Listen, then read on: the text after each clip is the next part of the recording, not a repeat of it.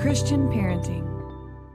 Hey, Niro. Welcome to Pardon the Mess. How are you today? Thank you. I'm great. I'm happy to see you. Yes, I was laughing this morning thinking we're down in the 20s here in Texas, and you would think that the world is like apocalypse. Everyone's like, hunker down, get your groceries.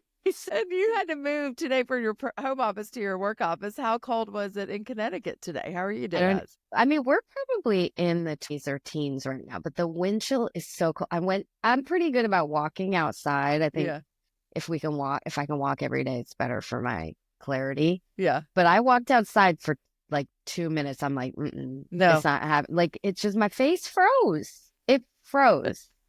So even for Connecticut, it's cold. It's chilly. Okay. Well, we are a little bundled up. I saw a lady yesterday. I went to Mexican with some friends, and I had on like a sweater and like a little puffer, and she had on a fur-lined cape, snow boots. I mean, I also think it's like Texas, like we don't get to wear cold clothes, so we're like, this is our moment. I'm going to put them all on, like all of them. Yeah. So great. All right, well, tell us about your family. Before we got on, we talked, you have a new family member that you're not totally into yet, so tell us about your family.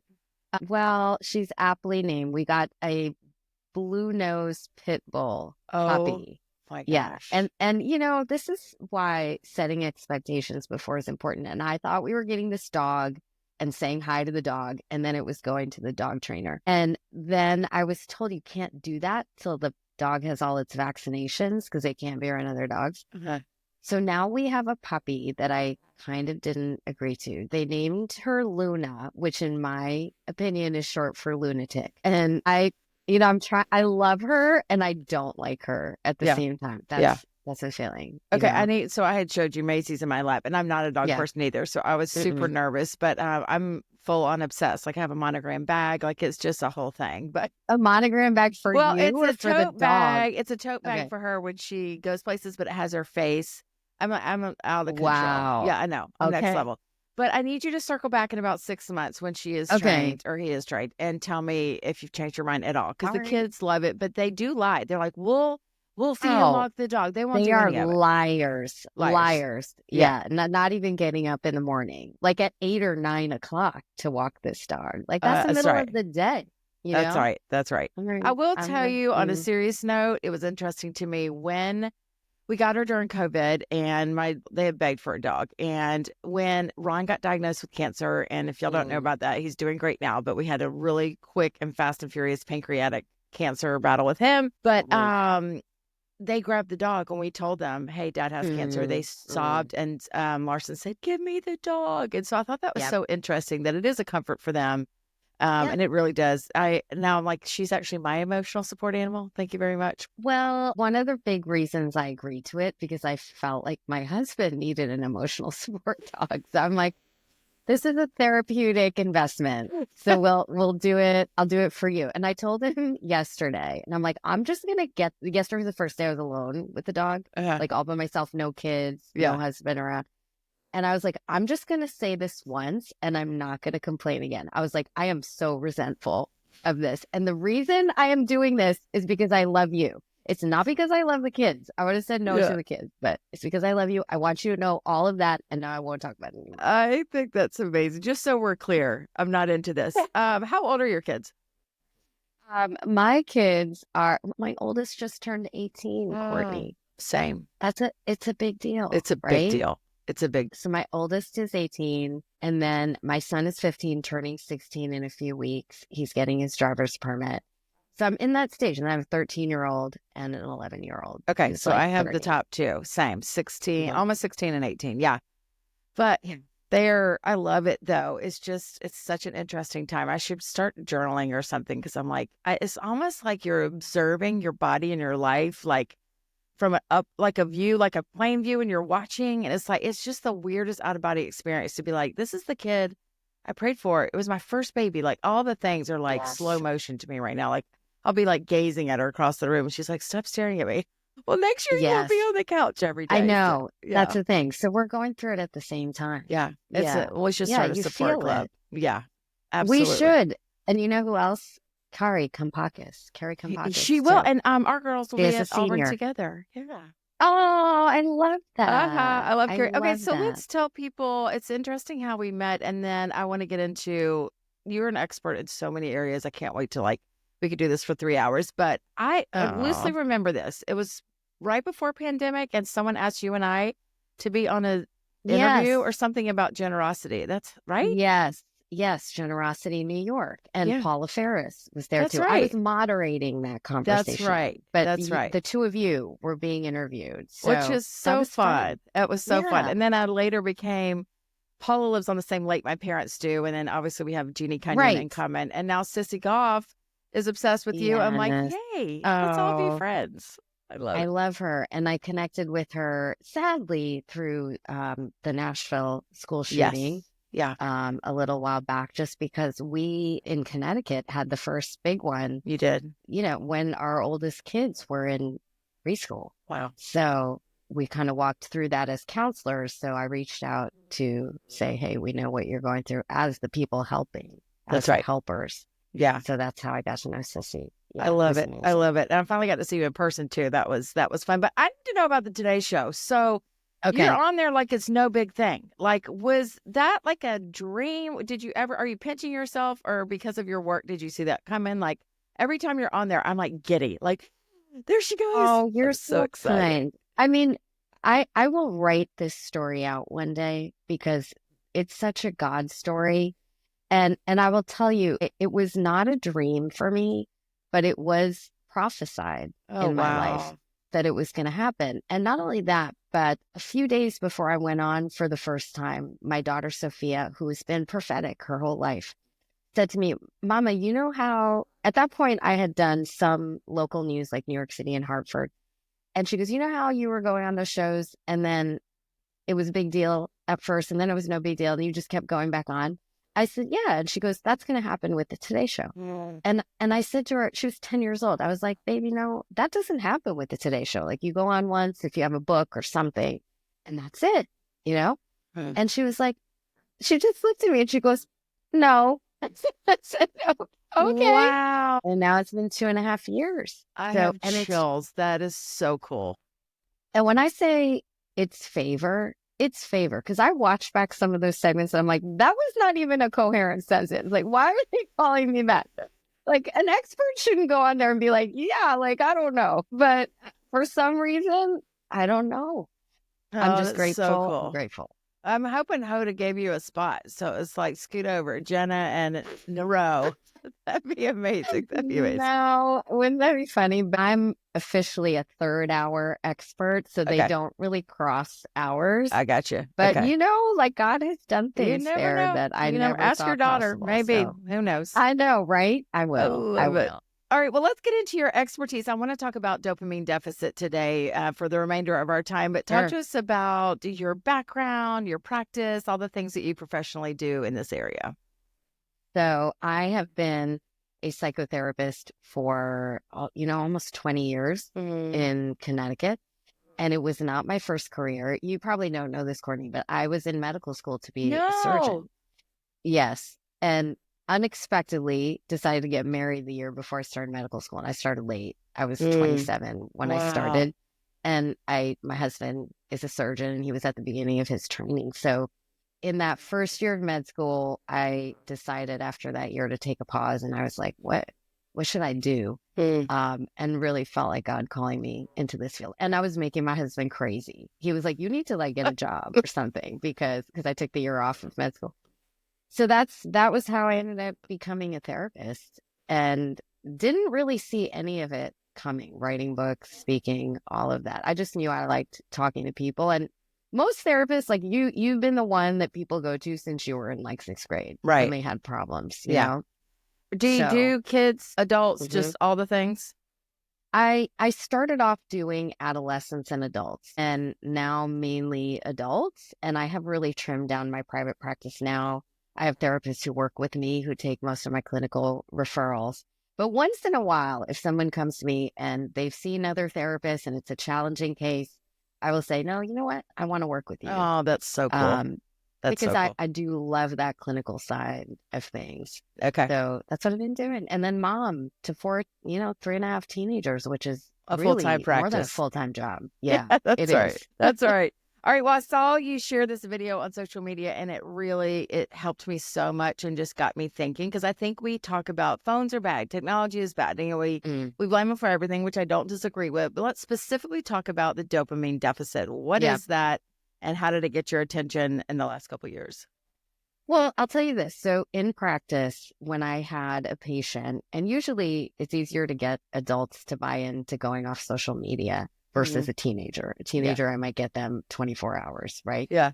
But when adults would come in with anxiety or depression, one of the interventions I've done for literally 15 years was, let's take a social media break for a week. And in my mind, and I wrote about this actually in my first book, I always thought it was because, okay, we get them off comparison.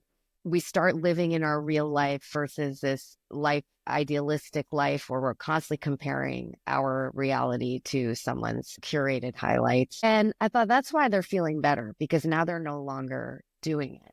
But it's actually far more than that. And where I first heard of the concept of dopamine deficit was in a book called Condemnation. There's a psychiatrist named Anna Lemke who wrote that book, and she talked about essentially the mechanism of addiction, what happens in your brain, in the neural pathways when you are addicted.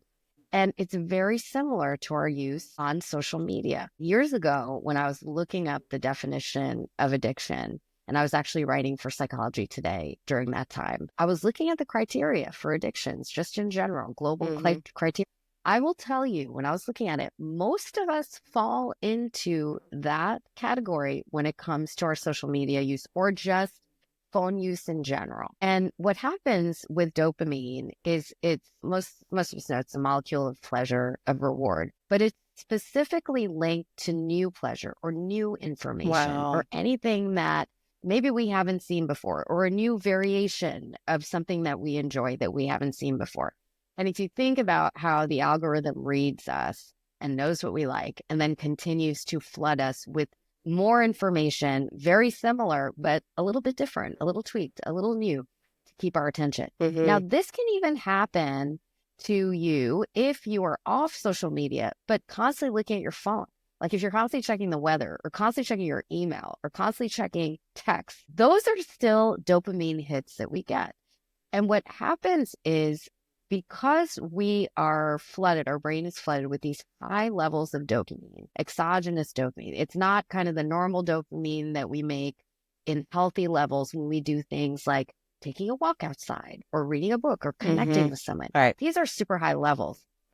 The body needs to compensate for those levels. So what it does to maintain what's called homeostasis, that's that steady state in the body, is, if you think about it, if we're really high, it has to drop it low. Like, it sounds like a hip hop song, like it has to drop it low, right? To compensate, to get us back to those kind of moderate levels. However, when we're in that low state, and Anna Lemke talks about it as a type of withdrawal, is where we start seeing more irritability, more anxiety, more depression. And that's why we keep going back to it, because we don't like how we feel in that low state, at least in the initial phases of being low. If we can stay off it long enough, our body will compensate back to that moderate level.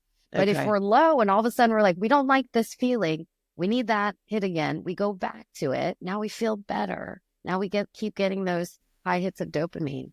Okay, so in layman's term, so we're operating at super, super high, like addictive levels. Super high. And a normal person, like you're saying, it's not bad. Like if I go for a run or, whatever, like that middle range is normal. And then we crash low when it's away. And I see this in myself and I see it in my kids. But you're right. It's hard to convince a teen. It's like, if you just put it down for a little bit. And I will tell you, I was preparing for this interview, but also feeling super overwhelmed in December.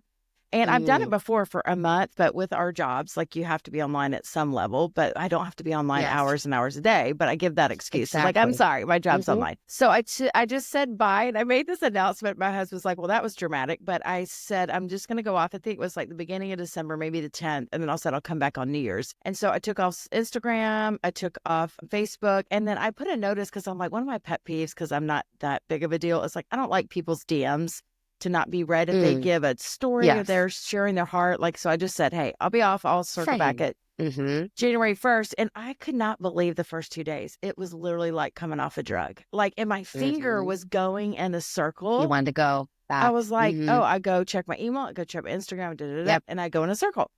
You won't believe the stuff I got done. I was like, it took a couple days to come off of it. Yeah. And I did have a game, Block Blast, that I got obsessed with, but I, for the most part, was able to put my phone down. And the other thing I noticed was because my kids were with me, I didn't feel like I needed to check my phone all the time. Like, and that is an interesting thing. This like is the Apple Watch. As a parent, you're like, well, what if they need me at school? But they didn't. Right. Like, they were around because it was a holiday. So I literally could put it down and know if there was an emergency, like they'll call Ron or they were right here. Yeah, right. Or they're right in the house. So it was a great time to do it, but it was an out-of-body experience to go, oh, I knew I was addicted, but wow, like, do I feel happier? Do I feel more clear? Like I'm not as scattered. I'm not operating at this like jumpy kind of thing. And so it was really helpful for me. And then I added it back and the last week, and I was like, oh my gosh, my discontentment went so fast. This subconscious, like, I kind of like that sweater. Well, that sweater's done. Why does my house look, like that kind of thing. But tell us the symptoms we can look for, and we know it inherently, but what symptoms do we look for in our kids and us that we go, this might be something that's playing out in your life that you need to look at? So one thing, just to kind of give you perspective on how it impacts us in our real life, and especially kids, because one thing we know with adolescent girls, their mental health is the worst in society and is rapidly declining. And when you look at who uses social media and in what way do they use it, it's the girls who get hit the hardest in terms of body image. Boys, a lot of times, are on there. They don't have very deep conversations on social media. They're usually talking about sports. Yeah. When they're on there. For girls, it's really like another alter reality for them that they live in. It becomes a reality. And what happens, what you see with kids, especially, and I think with adults, is because you're at those low levels or constantly fighting the high-low levels of dopamine. When normal things come into your life that are actually pleasurable, it doesn't affect you in the way that it should. Not only that, when normal stressors come in, all of a sudden the response is very disproportionate to what that stressor is. Wow. And I think this is why also with girls, we're seeing higher rates of suicidal ideation, suicidal attempt, anxiety and depression in general in our young people. Because like you said, it's really hard to get a kid off that because it is their social connection in their world. Whereas adults, we, at least at our age, we know life, what it was like without it. So not just the irritability or anxiety or depression. I mean, those are kind of the worst symptoms, but actually becoming quite common. I can't even tell you how once a week I get a call from mom saying my middle schooler has suicidal ideation. Wow. We've dealt with it in our own family, and I'm a therapist. So those are some of the more severe symptoms, but again, not uncommon, but general kind of discontent. The things, like you said, that are normally pleasurable in your life don't hit you. That's so in the interesting. Same way. So there is like this global effect to being in that high-low kind of battle. I want to get to like, okay, crap, what do we do? But first I wanted you to encourage people, maybe not encourage is the right word, but one of the things you said was we see the symptoms of depression and anxiety and we immediately go, something's wrong with them. Their mental health is off. Let's get them medication. And I don't think we often think this could help. Like, I don't think many doctors are saying, why not you try removing that? Like, do you think even a reset like I did is helpful for a teen, like to reset and then they just go back at it? Or have you seen that work for your patients? Yeah. So for my patients, absolutely. I've seen it across the board, adults and adolescents. But let me tell you, even just in my own household, because I've had 2 kids who struggled with mood issues at different times. Thank God it didn't happen at the same time. God knows what you can handle, right? And for both of them, I actually sat there and I drew out the curve to show them this high-low battle for dopamine, what happens when you're in dopamine deficit. I explained it to them.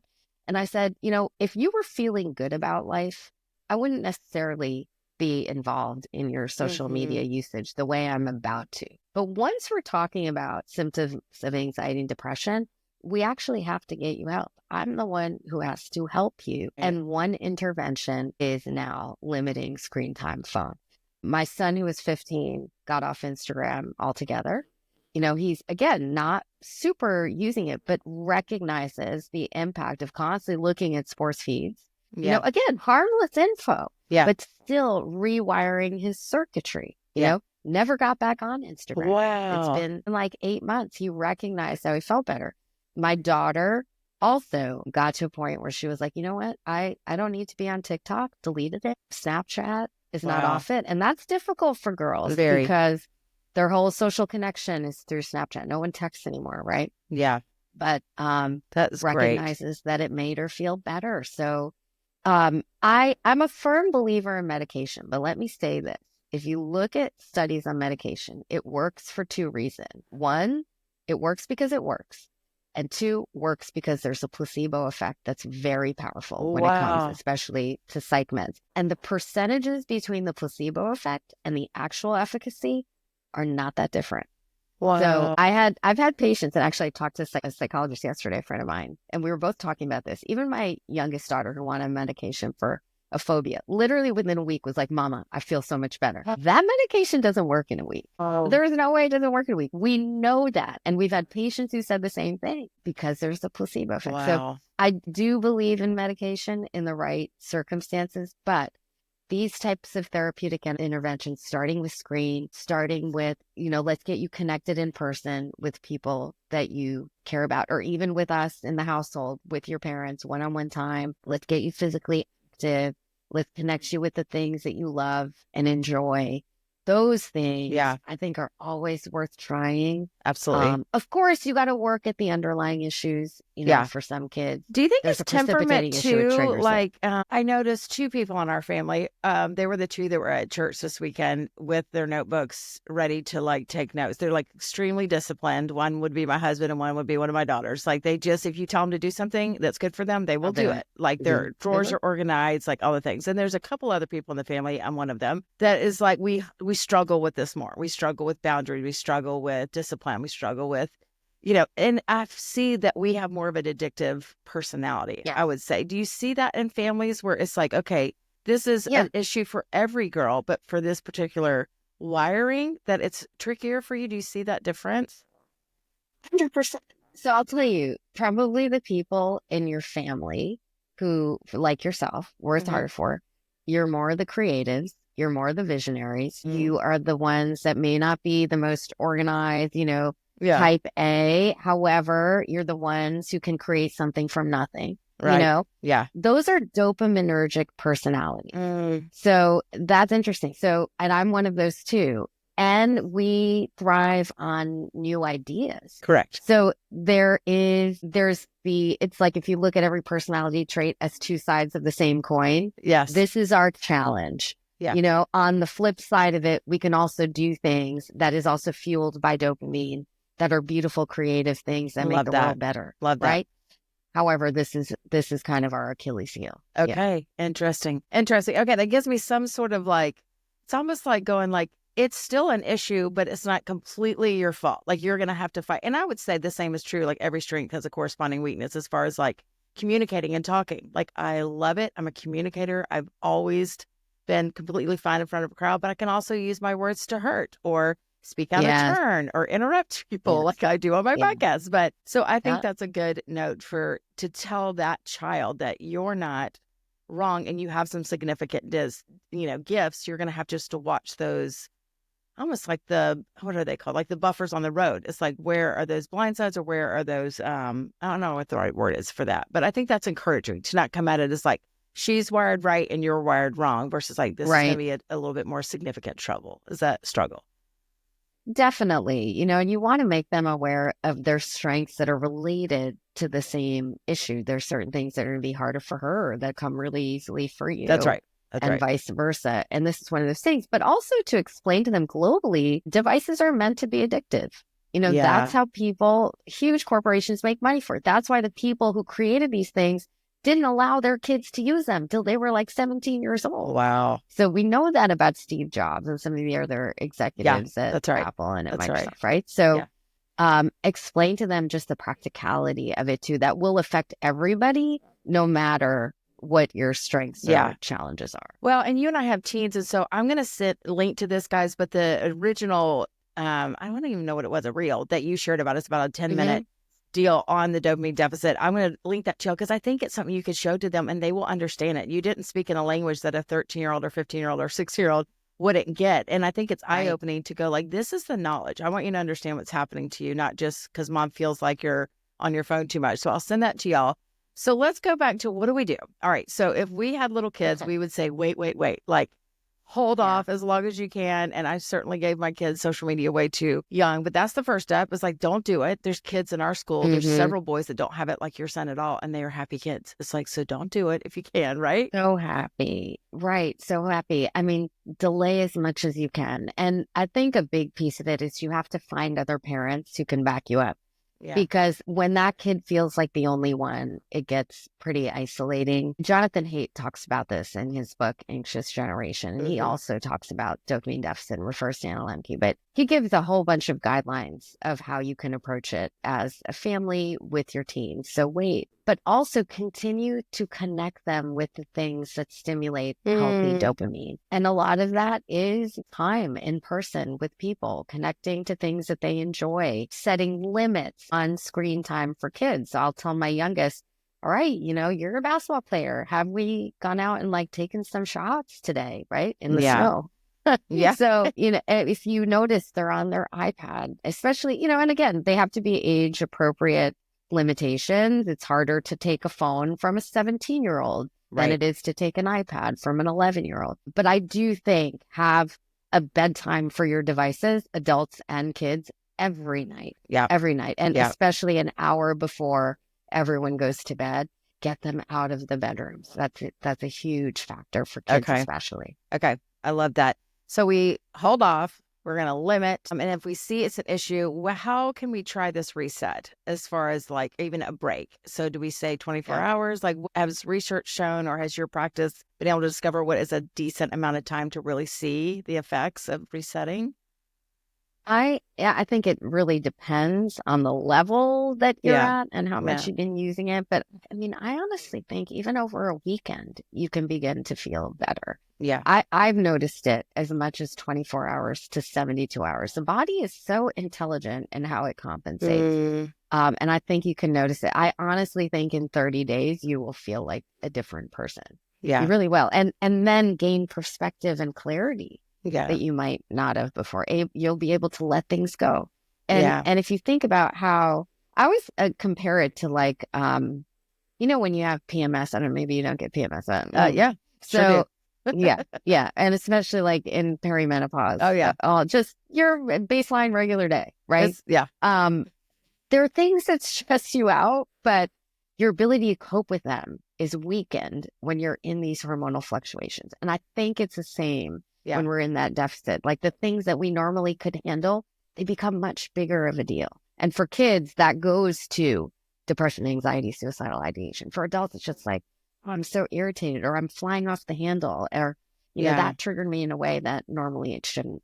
That's a great warning sign. I talked to our student pastor, who I'm also going to have on here, and he said that is the thing he's seeing the most is these extreme reactions. It's like, someone didn't sit with me at lunch, I'm feeling suicidal. It's like, wait, what? You know, it's like going, and I think Sissy talks about that too, 0 to 60. We're hearing about it. So fast.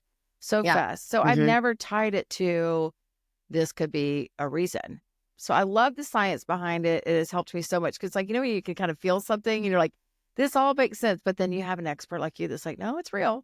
It's real. What's happening in your body? It's so real. It's so real. And so many of our emotions, I mean, we're such integrated beings. So many of our emotions have basis neurochemically, right? And that's the beautiful thing about it. We actually do have control to reset this. Now, if it is at the point where you're symptomatic for anxiety and depression, yes, try this, but also speak to a professional, right? We want to make sure that we're keeping people safe and moving in the right direction. And especially with teens, I always say, I mean, a good therapist for your teenager is gold. They will say the same things you do. That's right. But your kid will actually hear it differently if it's not coming from mom or dad. That's right. Niro, thank you so much. Just leave us one last encouragement. I think And you've been there. You're a mom of 4 that our moms are like, I think someone said to me, I sometimes can't listen to your podcast because it reminds me of all the things I did wrong or haven't done well. And I was like, oh, like, it's not what we want, but it's like, I want us to also be aware. And it's like, just have resources. So I guess encourage the mom that's like, maybe they have older kids or maybe they have middle schoolers and go like, I should have done things so differently. And they just want to put their head in the sand, throw their arms up and feel bad, but like, talk to her. So the interesting thing is, by the time this comes out, my segment on the Today Show for January will be out, and it's about the art of giving grace and how we so need it as parents. And one thing that I'm going to talk about, I'm actually doing the segment tomorrow, but it'll be out by the time this episode comes out, is that we just have to normalize really making mistakes. We all mess up our kids in one way or another. I mean, I'm a therapist. I just talked about how my kids have therapists. One of them has dealt with suicidal ideation. And it's a function not just of what we do or don't do, but of this world that they're living in. It is hard. It is fallen. There's a lot that comes against them, especially for kids who want to do the right thing. There's a lot that they're facing. Yeah. So it's never too late. It's never too late to help your kid be on the right track. And also be prepared. You know, you may have gotten childhood right, but teenagers are coming. You know, we're going to make mistakes at every stages, even when we have adult kids. The important thing is to know how to repair, right? And know how to own what you can own. And it's a part of all of our experiences, especially people who are considered experts in the field. You know, I've written a book about, now 2 books on a lot of the mistakes that I've made and what to do about it. Awesome. So one is already out. Is this book Won't Make You Happy? 8 Keys to Finding True Contentment. I love that. And then you have a new one available for pre-order called All Is Calmish, right? So that's coming out. They can pre-order now, but it's coming out later this year, right? That's right. Yep. Okay. Yeah. And that's for next holiday. Can't wait. We need it. We need it. All Is Calmish is such a perfect title. I love it. Thank you so much. I hope to see you in real life soon. And I appreciate the work that you're doing in the world. Too. And thank you. And thank you for all you're doing to bring these conversations to people who really need them, like myself. Yes, me too. See you soon. Christian parenting.